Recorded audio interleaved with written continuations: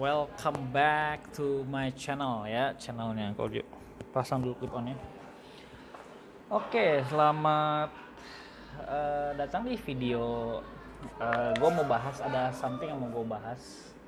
Ini lagi ada di kedai, gue lagi lihat-lihat situasi dan kondisi, dan ada kepikiran, ada terlintas. Kayaknya perlu gue sharing deh perjalanan gue, dan gue menyimpulkan dalam orang membangun satu bisnis, satu usaha, ternyata gue perhatikan ada yang punya mentalnya pecundang gitu, tapi ada juga yang punya mental dia warrior gitu, pejuang gitu. Jadi gue perhatikan dari gue banyak baca buku, terus gue banyak ikut-ikut seminar ya, seminar-seminar bisnis, seminar-seminar motivasi.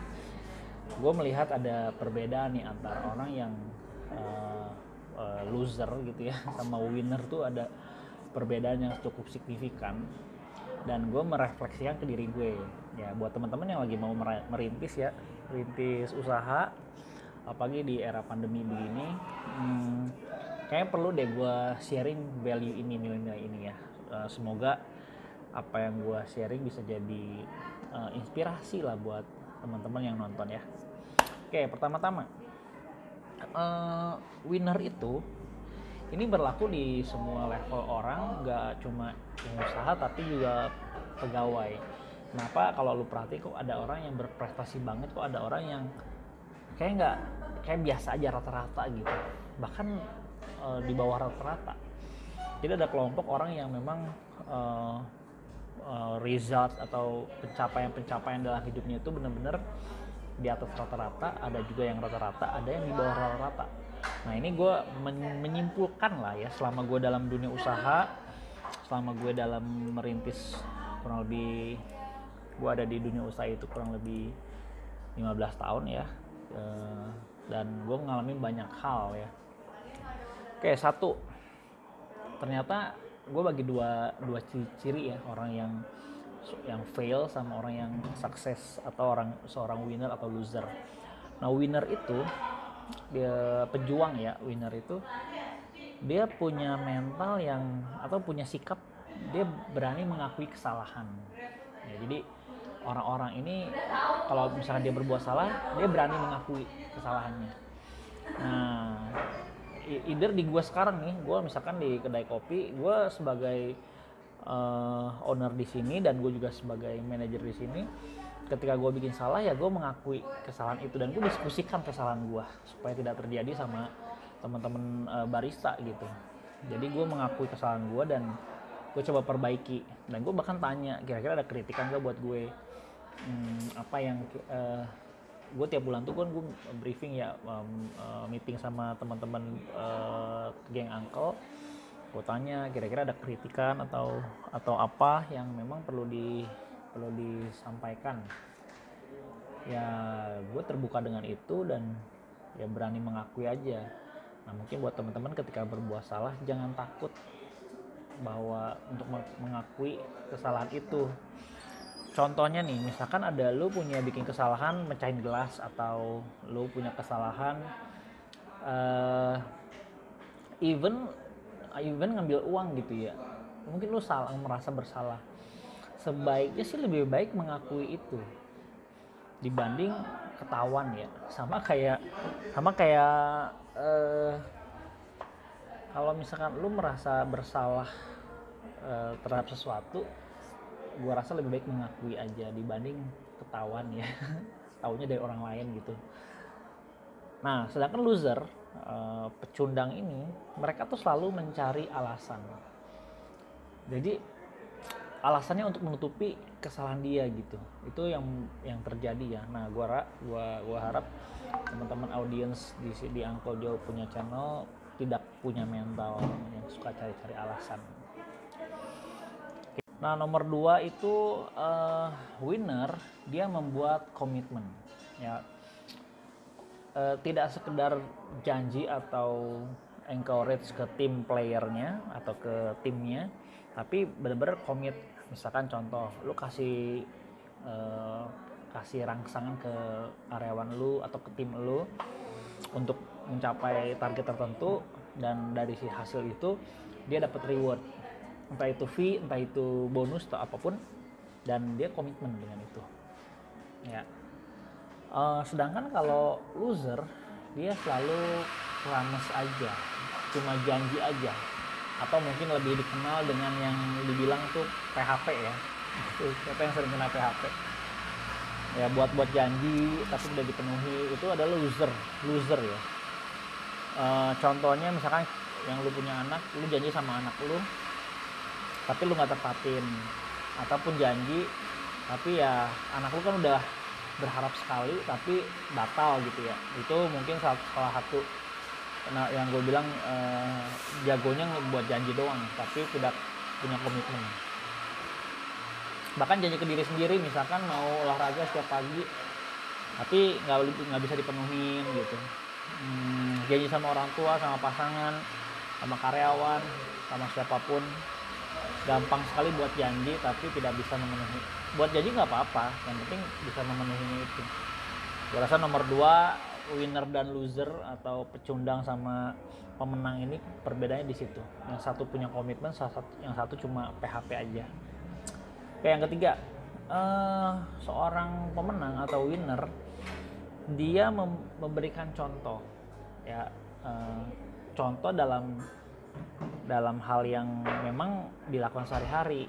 Misalkan gini, lu ngelarang orang untuk tidak merokok tapi lu sendiri merokok gitu. Memang tidak ada orang sempurna ya, semuanya clean gitu, tapi winner selalu misalkan ada hal yang mau dia berharap dilakukan oleh timnya ataupun orang lain, ya lu lakukan dulu sendiri gitu. Winner tuh memberikan contoh, teladan lah. Kalau gue tidak mau benci sama korupsi, ya gue jadi contoh dong nggak korupsi. Ketika gue benci sama soal keterlambatan waktu, ya jangan mentang-mentang lu karena lu bos lu bisa seenaknya, tapi justru harus jadi contoh, jadi teladan soal waktu. Jangan mentang-mentang kita secara ekonomi lebih tinggi terus kita nggak jadi contoh. Janjian misalkan jam 10 ya kita ngumpul, ternyata lu datangnya jam setengah 11, jam 2 jam setelahnya. Jadi gue pikir ini sikap yang perlu dimiliki sama semua orang. Tapi kalau loser, dia selalu cari dia selalu bikin alasan untuk bilang bukan bagian gue, bukan job desk gue. Sering gak sih lu ketemu gitu, misalkan ya barista lu ngebersihin WC gitu, WC nggak dibersihin karena bukan job desknya dia. Dia ngerasa barista tuh hanya kerjanya sebagai bar doang gitu. Enggak, tapi harus diperhatikan hal-hal yang lain. Tapi kalau winner, lu jadi contoh. Misalkan WC lu nggak mau basah, harus kering. Lu pun harus, ketika lu dari beres WC ya lu lapin tuh si klosetnya supaya kering. Itu yang gue lakukan. Ada sampah, gue pungut, ya buang ke tempat sampahnya. Gue tidak merokok dalam ruangan, ya gue tidak merokok dalam ruangan. Jadi benar-benar komitmen, memberikan contoh lah buat teman-teman. Lalu apalagi yang ke 1, 2, 3, 4, winner itu selalu do something ya. Ketika keadaan terdesak atau keadaan terhimpit, dia harus do something untuk sesuatu yang mau dia capai.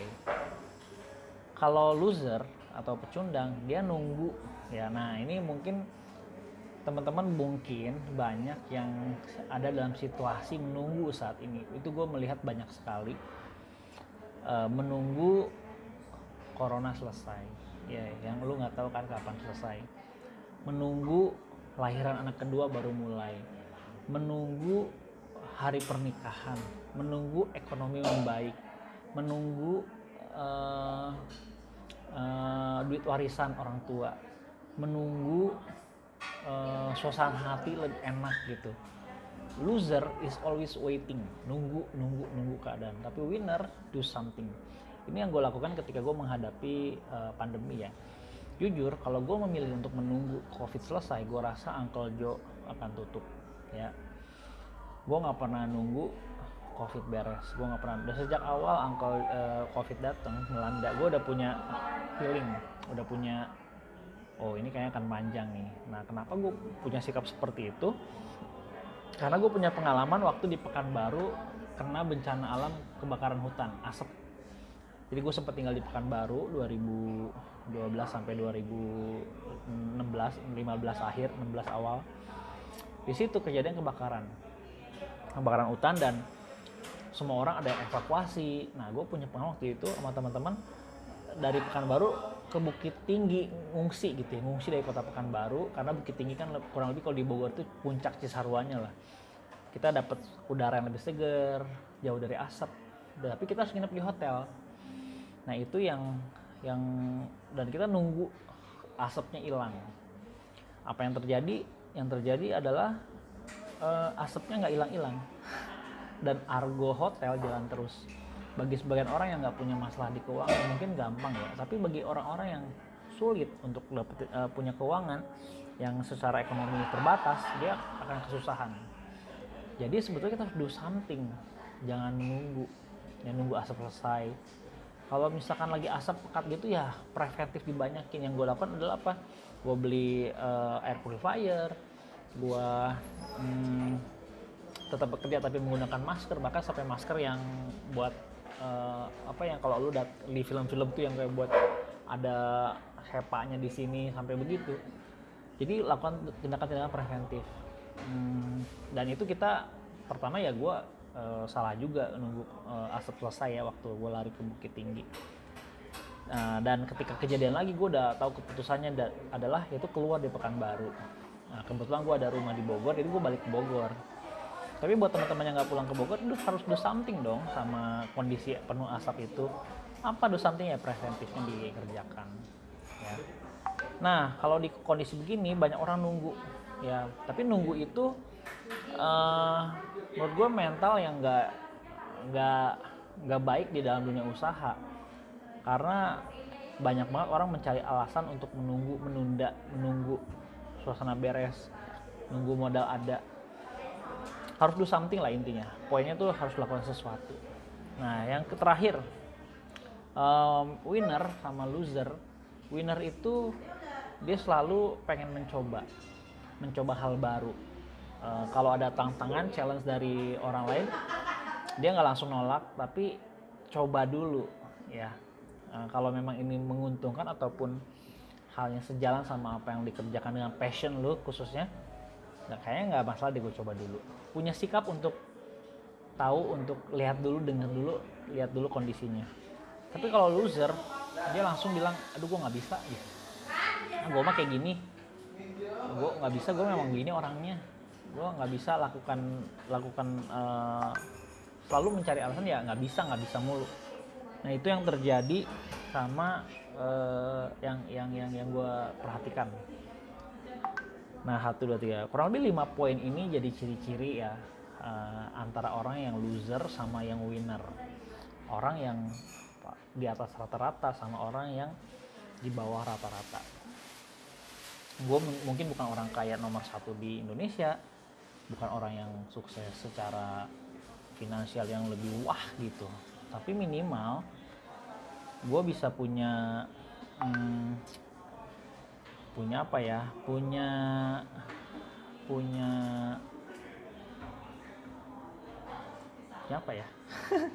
pekerjaan atau punya sesuatu yang gue rasa memang kalau kita mengejar sesuatu yang dalam bentuk uang atau materi tidak ada ujungnya. Tapi yang gue dapatkan sekarang itu adalah bener-bener gue menikmati apa yang gue capai hari ini. Gue udah mulai menyadari bahwa kayak materi udah bukan jadi dorongan lagi deh gitu. Gue bener-bener kalau dulu gue mencari kayak harta, harus banyak, harus kaya. Tapi sekarang tuh gue kayak itu udah gak ada artinya, men. Kayak gue tuh nyari happiness-nya aja gitu. Gue pengen happy gitu mengerjakan sesuatu. Gue pengen happy sama keluarga gue mau happy sama apa yang gue capai, sama pekerjaan. Bahkan tempat sederhana ini, kedai kopi ini bukan kedai kopi yang terbaik atau kedai kopi yang terkeren gitu, enggak. Tapi gue sebagai pelaku usahanya, gue bener-bener happy banget sama situasi di sini.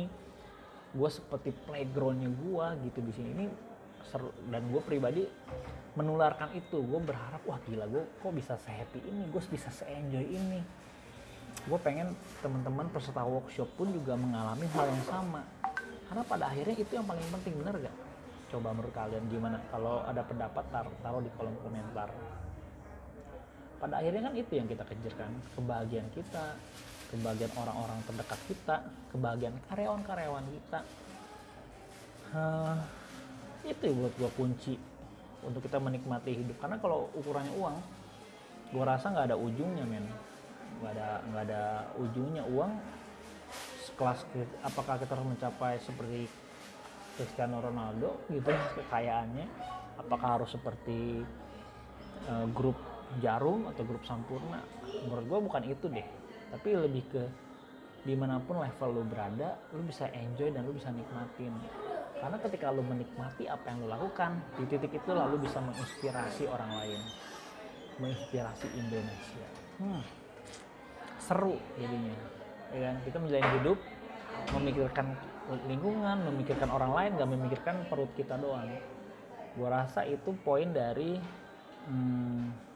video ini deh yang mau gue sampein. Jadilah pemenang, bukan pecundang. Jadilah, milikilah mental seorang winner, warrior. Milikilah mental seorang pemenang, jangan pecundang, jangan loser gitu. Dan keluar dari perkumpulan orang-orang loser ya. Biasanya kalau lu gagal, ketika ada teman-temannya ya gagal juga, lu kayak ngerasa aman-aman aja gitu karena lu berkumpul sama orang-orang yang gagal. Coba lu keluar, berkumpul sama orang-orang yang sukses, orang-orang yang berhasil, orang-orang yang mencapai sesuatu dalam kehidupan. Coba lu kumpul, lu lebih termotivate dalam menjalani hidup. Gue rasa itu aja sharingnya, dan sampai ketemu di video selanjutnya. Kalau ada perspektif lain dari kalian, silakan komen di kolom komentar. Dadah. Thank you ya yang udah nonton video ini. Jangan lupa subscribe sebagai bentuk dukungan lo terhadap channel ini.